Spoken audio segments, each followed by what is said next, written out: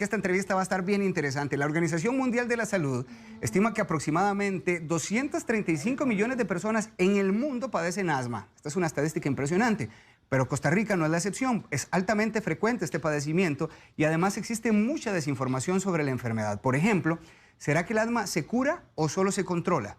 ¿Es verdad que el tratamiento se utiliza únicamente cuando se presenta una crisis? Para responder estas y otras consultas, ya Thais se los anticipaba, nos acompaña el neumólogo Manuel Soto.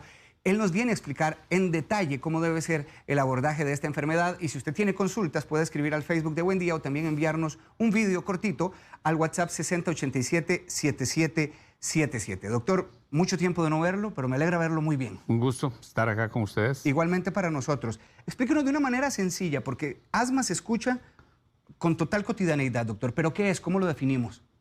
El asma en realidad es una enfermedad genética compleja. Eso quiere decir que la persona nace con la predisposición a tener asma. Pues podemos hablar un poco sobre la genética. Y lo que sucede es que los bronquios, que tienen un calibre específico, lo que hacen es que se cierran. Se cierran porque el músculo que envuelve los bronquios se hace más grande, por así decirlo, se inflama y se llena de secreciones, y entonces es la causa de ese silbido que tienen los pacientes con asma. Bueno, y aquí lo estamos apreciando, doctor. En este caso, el bronquiolo, lo digo así, ¿Sí? asmático, ya aquí se ve un poquito más cerrado, fácilmente perceptible. Claro, entonces uno ve en esta fotografía cómo se cierra ese bronquio, y ese es el causante de la dificultad para respirar, de la tos, de la apretazón de pecho que sienten estos pacientes con asma, ¿verdad? Doctor, ¿es más común en niños o en adultos? Aproximadamente el 60% de los casos de asma se presentan en menores de 13 años. Es más frecuente en los varones cuando son niños, y es más frecuente y más grave en las mujeres cuando se acerca a la adolescencia. Esto muy probablemente asociado a los cambios hormonales y todo este tipo de problemas. ¿A qué edad ya se puede determinar que un niño o una niña es asmática? Sé que usted me explicaba este límite de edad, pero ¿cuándo ya el padre debe sospechar que no es una agitación por haber corrido?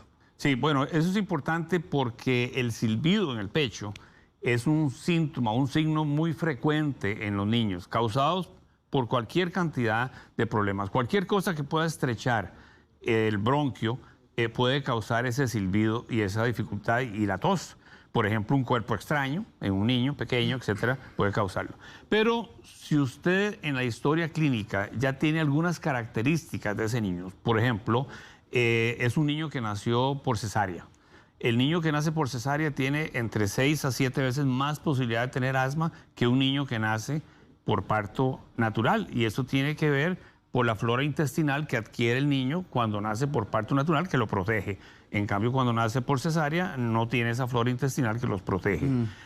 Por ejemplo, si es una mamá asmática, una madre asmática o un padre asmático, ya le da a uno ciertas características. Si ese niño en el primer año de la vida, que no es frecuente hacer el diagnóstico de asma a esa edad, pero tiene cuadros recurrentes de tos, de silbidos en el pecho, y además ha tenido algún tipo de alergia al huevo, a la leche, etcétera, pues ya lo hace uno pensar en que es un asmático. Así que en realidad el diagnóstico de asma uno lo puede hacer en el primer año de la vida, pero tiene que hacer un diagnóstico diferencial muy claro con otras enfermedades que se parecen. Pero ya después del año de edad, los cuadros recurrentes de todos, el niño que cada vez que se resfría se le va al pecho el resfrío, y que las madres o incluso algunos médicos le dicen a uno o le dicen a la madre, no, tranquila, no se preocupe, es un resfrío mal cuidado. No, ese niño que cada vez que se resfría se le va al pecho el resfrío, que tiene tos, que tiene silbidos, que el resfrío le dura más de la cuenta, dice la madre.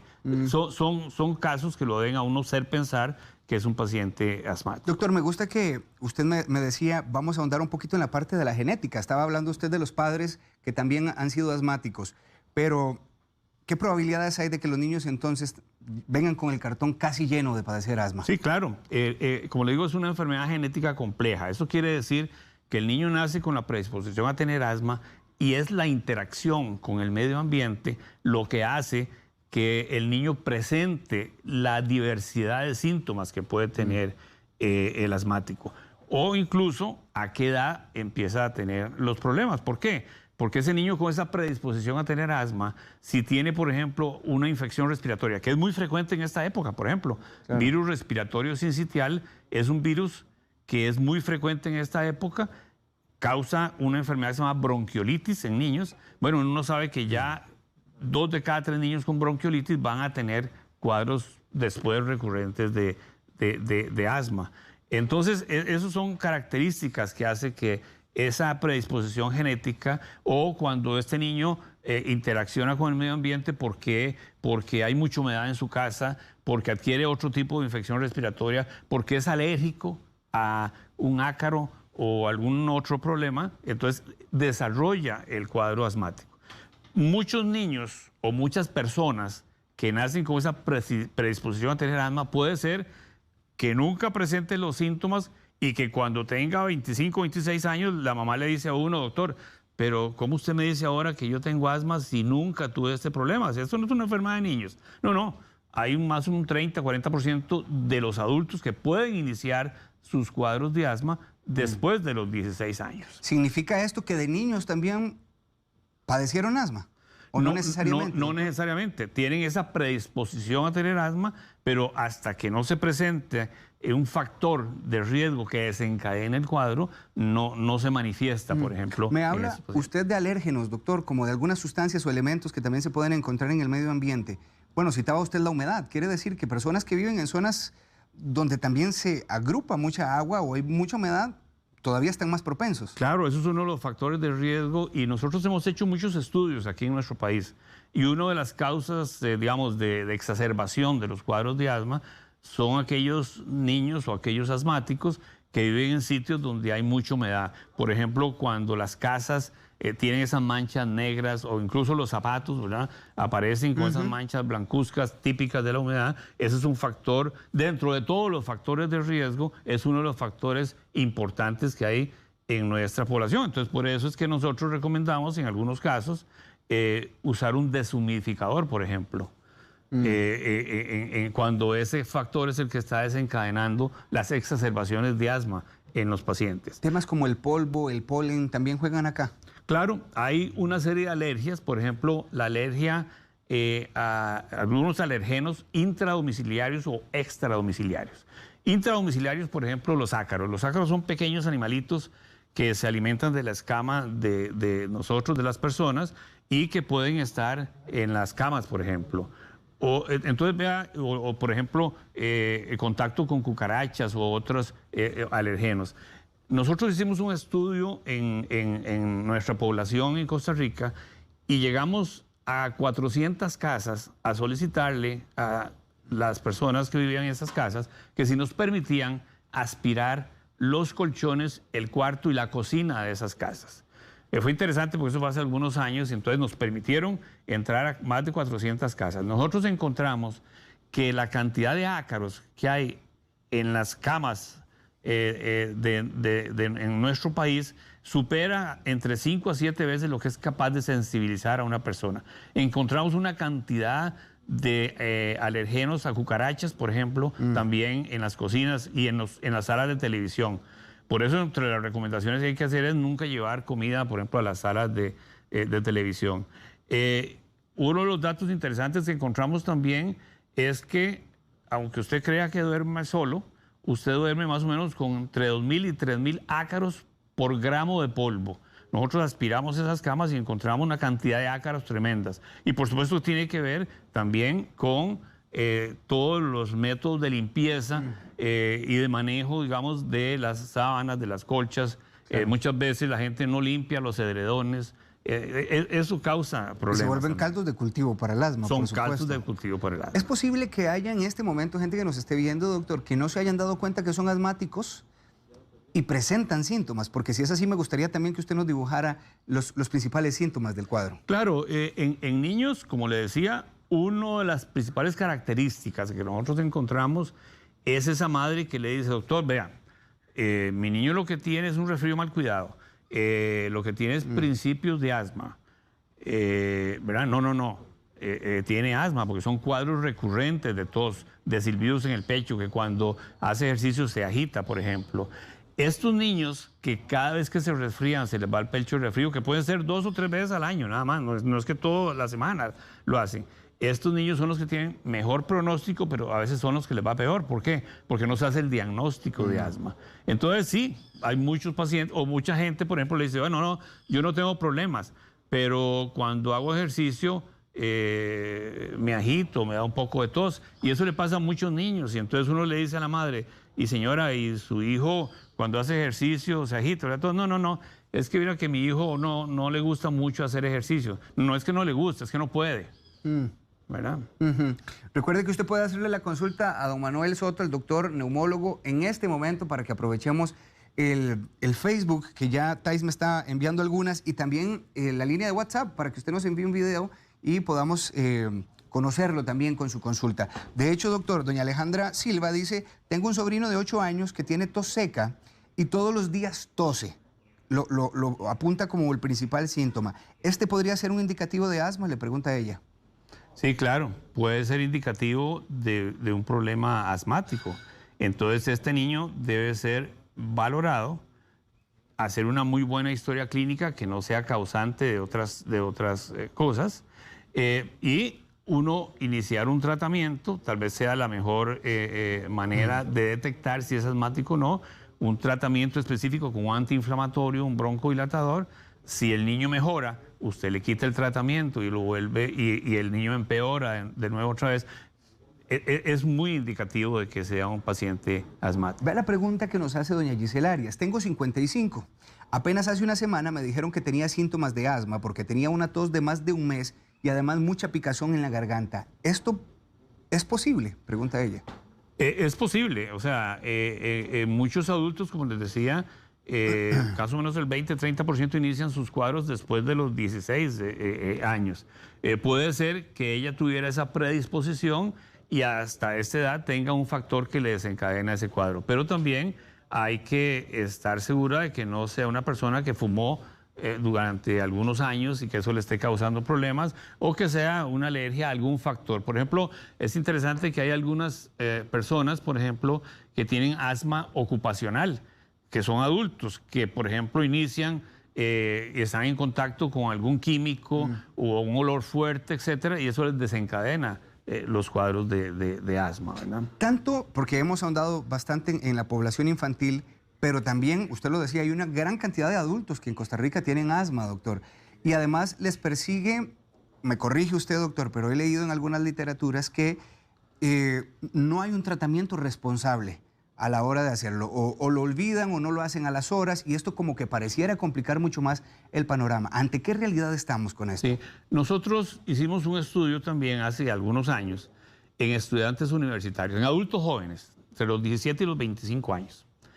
Y encontramos que más o menos el 12% tenían cuadros de asma. Pero vea que usted interesante, cuando comparamos a los asmáticos y los no asmáticos, los asmáticos fumaban casi el doble de los no asmáticos. Parece increíble, tienen una enfermedad respiratoria y además fumaban. Bueno, hay un estudio que estamos participando en estos momentos, que es un estudio internacional sobre asma, y nosotros estudiamos más de 6.000 adultos en nuestro país y encontramos que más o menos el 20% tenían asma. 1 de cada 5 tenían asma bronquial. Y mucho cuidado, porque si usted fuma o tiene otros factores, usted puede no solo ser asmático, sino que al final de sus días terminar siendo portador de una enfermedad pulmonar obstructiva crónica que se llama EPOC, que es todavía más grave, enfisema pulmonar, etcétera, etcétera.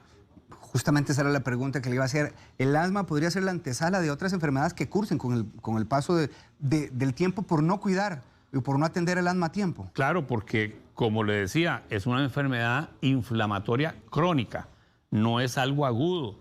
Entonces usted tiene en un paciente asmático que dar un tratamiento, y si estamos hablando de una enfermedad crónica, por lo general necesita utilizar un tratamiento crónico cuando usted tiene síntomas recurrentes, porque si no, usted tiene más posibilidades de desarrollar una enfermedad pulmonar obstructiva crónica cuando es un adulto, digamos, un adulto mayor. Y además, de ser restrictivo con una serie de actividades que usted puede realizar.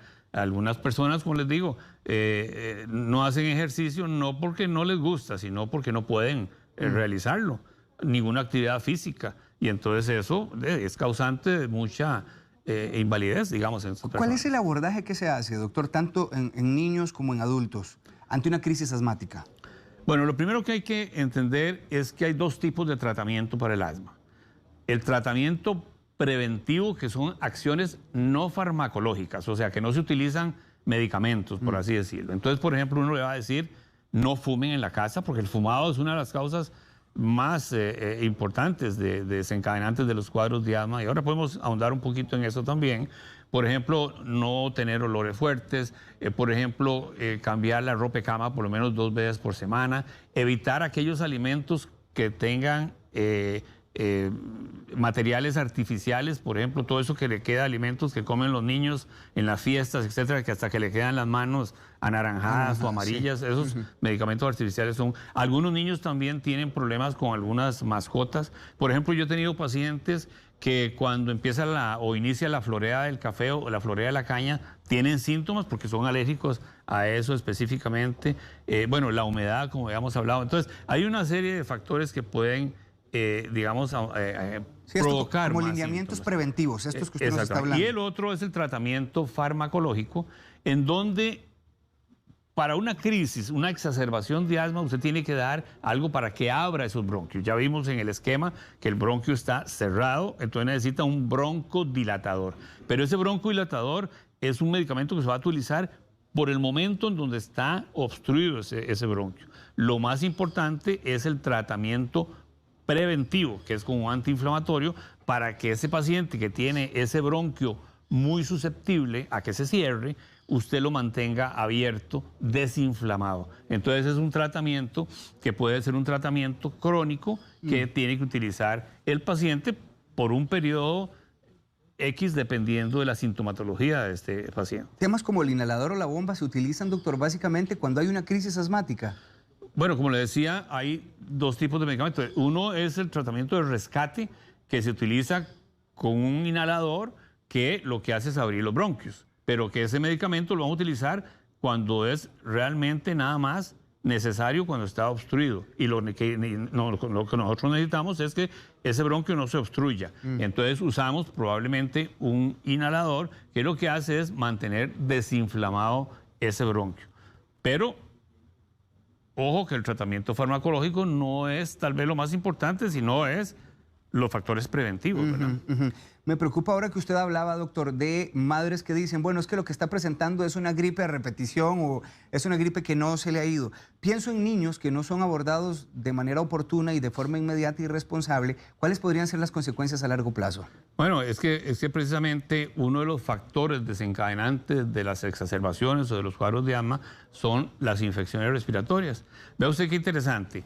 En niños, nosotros en el 2002 participamos en un estudio internacional y encontramos que los niños entre 6 a 7 años en nuestro país, el 32% tuvieron asma o síntomas de asma en el año precedente al estudio. No estamos diciendo crisis de asma, sino que síntomas de asma, casi que 1 de cada 3.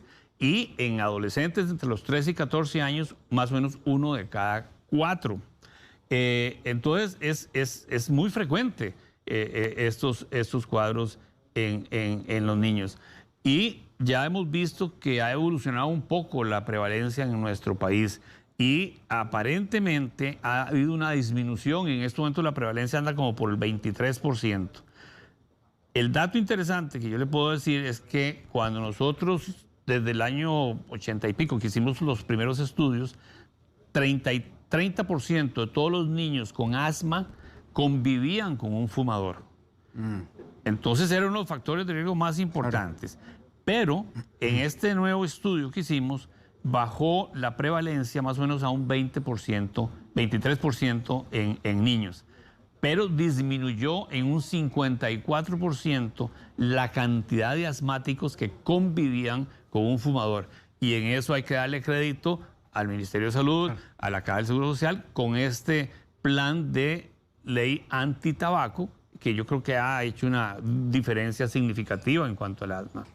Hagamos un apartado, doctor, en el caso de los pacientes que son asmáticos y que además dieron positivos por COVID, ¿verdad? Porque también hay una relación aquí importante desde un inicio que arrancó el tema de la pandemia, de cómo podía ser el asma, este padecimiento crónico, otro factor de riesgo para pacientes con COVID-19. ¿Con qué se han enfrentado ustedes ahorita? Y si hay algunos cambios en el comportamiento del paciente asmático después de tener COVID. Sí, inicialmente se pensó en que el asma era uno de los factores de riesgo más importantes para predisponer a una infección por este virus y provocar el COVID.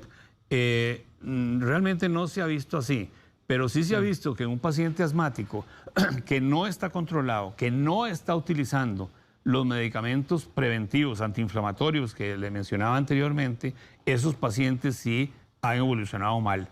Y cuando este virus entra al pulmón, deja secuelas a veces muy importantes en los asmáticos, con cambios crónicos que ya van a perjudicar la vida de esta persona. ¿Con qué se enfrenta un paciente asmático que tuvo COVID?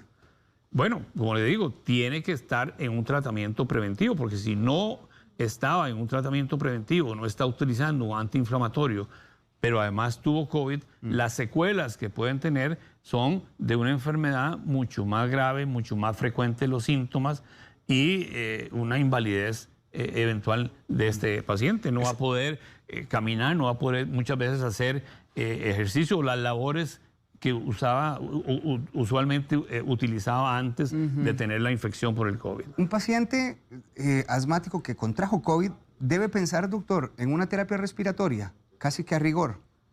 Bueno, claro que sí, claro. Este paciente debe recibir tratamiento preventivo y en algunos casos tiene que recibir un tratamiento de rehabilitación pulmonar para que pueda mejorar de su sintomatología. Dice Daisy Pérez, doctor, que al esposo le da todos los días y se ha hecho placas, le da tos, perdón, todos los días, se ha hecho placas y otros exámenes y dicen que no es asma, que es alergia. Pero él se ríe o incluso toma algo frío o cuando está haciendo frío el clima le suena el pecho y se ahoga. Tiene que ponerse el inhalador, solo así se calma. ¿Qué es si no es asma? Pregunta esta esposa. Yo creo que es asma. Yo creo que es asma. Lo que pasa es que tal vez no le han diagnosticado. Ahora, hay que entender que cuando uno toma todo el universo de los pacientes asmáticos, hay un grupo en donde la alergia juega un papel importante, a los ácaros, a los olores fuertes, etc. Las infecciones respiratorias es otro grupo importante. Los cambios en la temperatura. O sea, el asma es una enfermedad que es, digamos, es multifactorial, no es un solo factor específico. Entonces, este señor debería verse por un especialista de adultos para que le diagnostique, bueno, si realmente tiene asma y no es otra cosa más, y le dé un tratamiento adecuado. Y lo que está haciendo mal este señor es utilizar un medicamento que yo me imagino que es un broncodilatador para que se sienta mejor. No, lo que tiene que utilizar es un medicamento preventivo para evitar que le den estos cuadros. Este broncodilatador vendría nada más a disimular es un apagafuegos, ¿verdad? Es un apagafuegos. Sí. Elizabeth Suárez dice, mi pregunta es, doctor, ¿por qué si uno no tiene movimiento físico, ejemplo, durante la noche, yo me despierto con el pecho muy apretado? ¿Qué podría estar ocasionándolo? Bueno, eso es una pregunta interesante y es que los bronquios tienen más reactividad en las noches que en el día. Entonces, si esa persona tiene esa hiperreactividad bronquial o esa predisposición a tener asma, en las noches el bronquio, el tono bronquial es mucho más activo, por así decirlo. Pero además usted en las noches descansa, acumula secreciones, además hay alergenos en el medio ambiente, baja la temperatura. Entonces, hay mucho factor que puede desencadenar los cuadros. O está durmiendo en una cama infestada por ácaros, por otros, y entonces eso le desencadena los cuadros, y por eso es que en la noche se presenta con más frecuencia, ¿verdad? Steph Cambronero dice que ella fue asmática desde niña, han pasado 15 años, que no lo padece, pero plantea algo interesante. ¿Puede volver a presentarse el asma en ella? El asma no se cura, se controla. Y la gran mayoría de los niños, conforme van creciendo y van llegando a la adolescencia, y han sido adecuadamente tratados, esos niños les desaparece el asma. Pero puede ser que cuando estén de adultos y tengan 30, 40 años, tienen una infección respiratoria o algún factor desencadenante y inician con los síntomas de nuevo. Entonces hay que estar atentos a que estos pacientes que tuvieron asma, o como dice a veces la gente, bronquitis de pequeños, no asma, que en realidad es lo mismo, estos pacientes deben cuidarse de adultos, de hacer ejercicio, de tener una alimentación sana y evitar los factores de riesgo. Y dentro de esos, por ejemplo, que ni se le ocurra fumar, por ejemplo. Sí, Ileana Salas, que estoy leyendo, esta pregunta que nos hace está también muy interesante. Tengo un bebé de 3 meses, dice, casi 4 meses. Lo alimento exclusivamente con leche materna, pero dice Ileana que el esposo es asmático. Es recomendable que suspenda, dice ella, el consumo de alimentos alergénicos como huevo, maní, mariscos y lácteos hasta el primer año de mi bebé para reducir el riesgo de que sea asmático. Muy interesante Claro. la pregunta de la señora. El que el niño haya tenido o tenga un padre asmático, lo predispone hasta cierto punto. Entonces yo creo que ese paciente, si está con únicamente leche materna, debe mantener la alimentación con lactancia materna todo el tiempo que sea posible, y cuando se introduzcan otros alimentos, yo sí iniciaría con alimentos que sean poco alergénicos. Entonces yo, por ejemplo, no le daría cítricos, por ejemplo, evitaría la leche de vaca, otro tipo de leche, evitaría todo lo que son los granos, ¿verdad? Maní, todo ese tipo de cosas, por lo menos durante el primer año de la vida, para evitar que este niño pueda desarrollar los cuadros. Priscila Sánchez dice, doctor, a mí no me da tos, pero sí me falta el aire cuando camino y cuando hablo, aunque sí puedo andar en bicicleta. La bici se me hace bastante mucosidad, dice, y me cuesta respirar. Tengo que hacer muchos esfuerzos.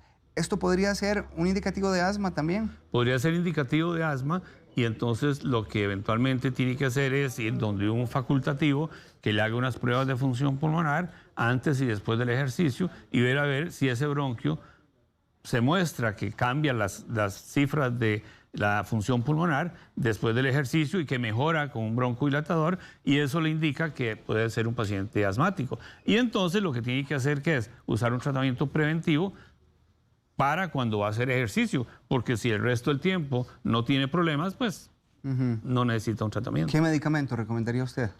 Bueno, es que depende de lo que, digamos, si uno le manifiesta o si la paciente realmente solo tiene cuando anda en bicicleta, pero muchas veces le dicen a uno, doctor, sí, cuando yo hago ejercicio los sábados, pero usted sabe que cuando yo subo un poco de gradas, o por ejemplo, o me pego una carrerita porque estoy muy ocupada en alguna cosa, siento que me aprieta el pecho, me da tos. Eso es asma, y esos son tal vez síntomas menores, pero son síntomas al fin de la inflamación, y entonces necesita un tratamiento preventivo. Jennifer García dice, doctor, necesito preguntarle si el Montelukast se puede tomar de por vida. Perdonen, vieras que es lo único que me controla el asma. Antes de tomarlo, iba hasta 3 veces por mes con crisis muy severas. Desde que lo tomo no he ido al hospital, ni he tenido crisis en 4 años. El Montelukast es un medicamento, digamos, preventivo, y en algunos pacientes les funciona muy bien. Por lo general, utilizarlo como medicamento único tal vez a veces no es lo recomendable, pero hay pacientes que sí lo pueden utilizar. Y si hay que utilizarlo de por vida y no tiene ninguna complicación, yo no veo ningún problema, porque le está dando beneficios, ¿verdad? Stephanie Sandí, ¿los pólipos nasales podrían ser causa de asma? Los pólipos per se no, pero algunas personas con pólipos nasales le indican a uno que pueden ser incluso pacientes, digamos, alérgicos a algunos, a la aspirina o, digamos, algunos antiinflamatorios. Y esos pacientes con pólipos nasales le indican a uno que puede tener algún tipo de alergia y que pueden ser eventualmente asmáticos, pero no el pólipo per se. La vía aérea inicia desde la nariz.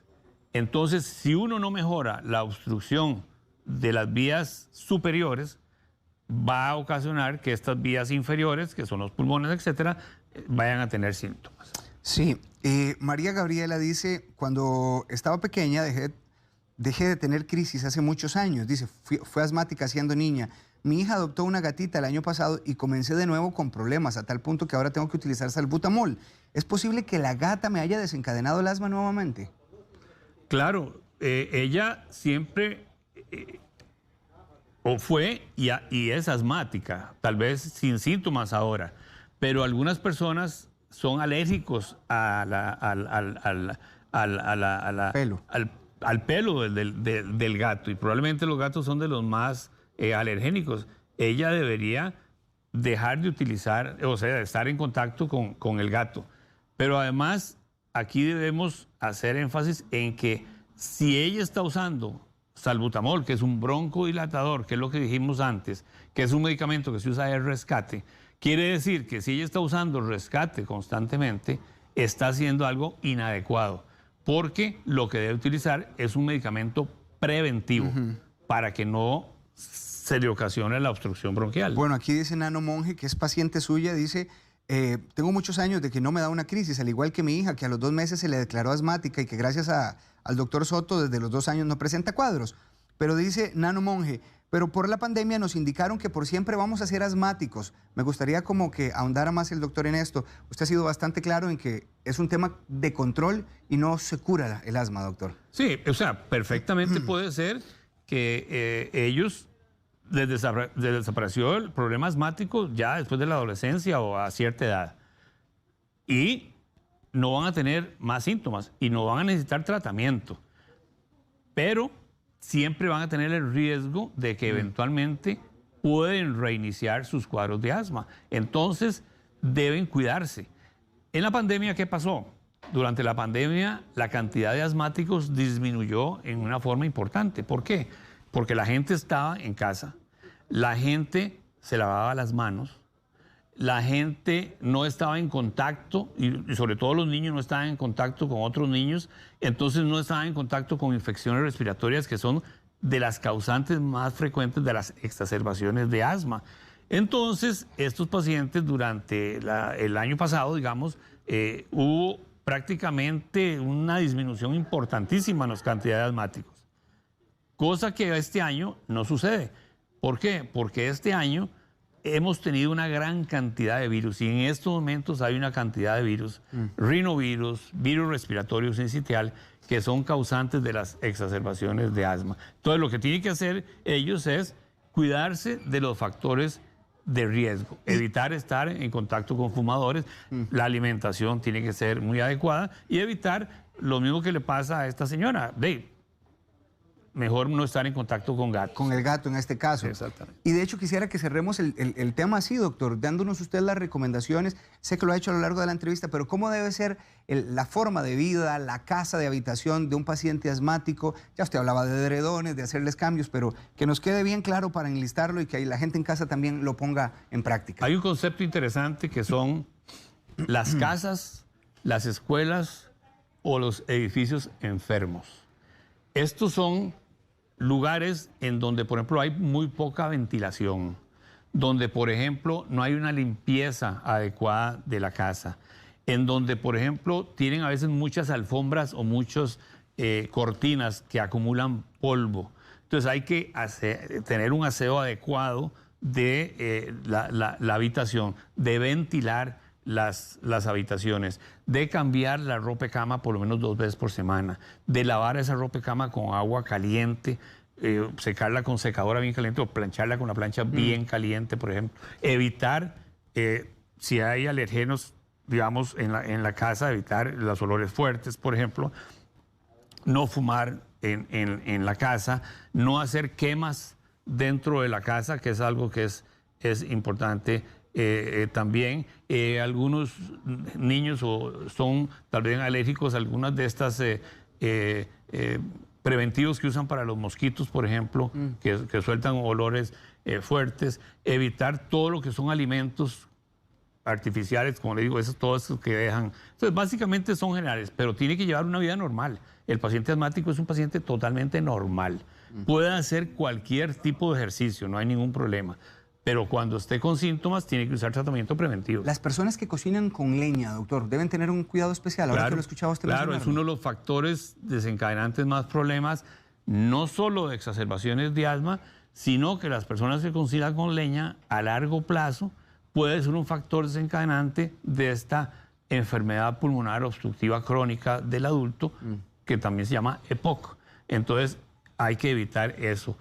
nunca cocinar con leña dentro del hogar, por ejemplo, y evitar estar mucho en contacto con esta leña. Ahora, para estas épocas que vienen, la gente empieza a cocinar tamales y les encanta hacer cocinas cocinar los tamales o calentar los tamales, y dentro de la casa no deben hacerlo, sobre todo si hay asmáticos, por ejemplo. A tomar en cuenta estas consideraciones. Gracias, don Manuel. Siempre es un gusto. Un gusto. El doctor Manuel Soto, él es neumólogo. Le dejo un número de teléfono para que usted consulte con el doctor 2208-8217. Bien sencillo, 2208-8217. Feliz jueves, doctor. Un gran gusto. Igualmente para mí. Les invitamos a suscribirse a nuestro canal de YouTube para repasar todo el contenido disponible.